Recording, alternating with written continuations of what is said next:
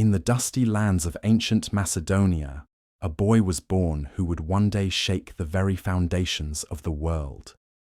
His name was Alexander. To history, he would be remembered as Alexander the Great, the man who conquered empires, toppled kings, and dreamed of uniting East and West under one banner. From an early age, Alexander was no ordinary child.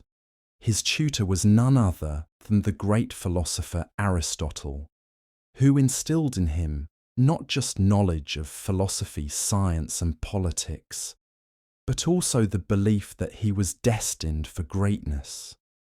Alexander devoured stories of Achilles and Hercules, heroes of legend, and soon began to believe that he too was chosen by the gods. At just 20 years old, after the assassination of his father, King Philip II, Alexander ascended the throne of Macedonia. Many doubted him.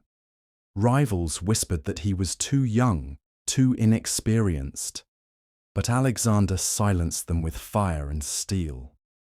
In a matter of months, he crushed rebellions and secured his kingdom. The boy king was ready for something far greater. With an army of fiercely loyal soldiers, Alexander marched eastward, setting his sights on the mighty Persian Empire, the largest and wealthiest the world had ever seen. At the Battle of Issus, he faced King Darius III and, against overwhelming odds, delivered a crushing victory. His strategy, his speed, and above all his fearless presence on the battlefield made his men believe he was invincible. From Persia, Alexander swept into Egypt, where he was welcomed not as a conqueror, but as a liberator. In the desert of Siwa, he visited the oracle of Amun, who proclaimed him the son of Zeus himself. To his followers, he was no longer just a man, he was divine. In his honor, the Egyptians gave him a new title, Pharaoh. And there, upon the banks of the Nile, Alexander founded a city that would forever bear his name, Alexandria. But Alexander's hunger for glory was insatiable. He pushed deeper into Asia, chasing Darius and the dream of a world united.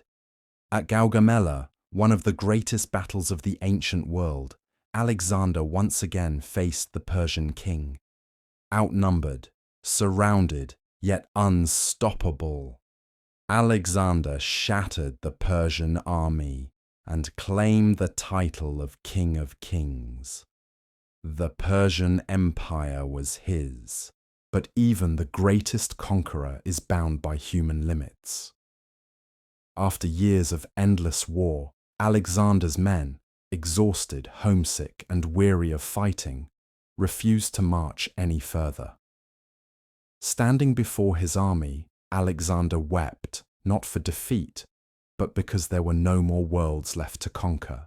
At just 32 years old, at the height of his power, Alexander fell ill in the city of Babylon. His death remains shrouded in mystery, poison, fever, or the will of the gods. What is certain is this: in little more than a decade, he built an empire that stretched from Greece to India, from Egypt to Persia. Alexander the Great was more than a conqueror. He was a visionary who spread Greek culture, language, and ideas across continents, shaping the world for centuries to come. Legends say that when asked who would inherit his empire, he simply whispered, "To the strongest." And so began the legacy of a man who lived as if the world itself was too small for him. He was Alexander the Great. Alexander the Great was more than a conqueror. He was a visionary who spread Greek culture, language, and ideas across continents, shaping the world for centuries to come. Legends say that when asked who would inherit his empire, he simply whispered, "To the strongest." And so began the legacy of a man who lived as if the world itself was too small for him. He was Alexander the Great.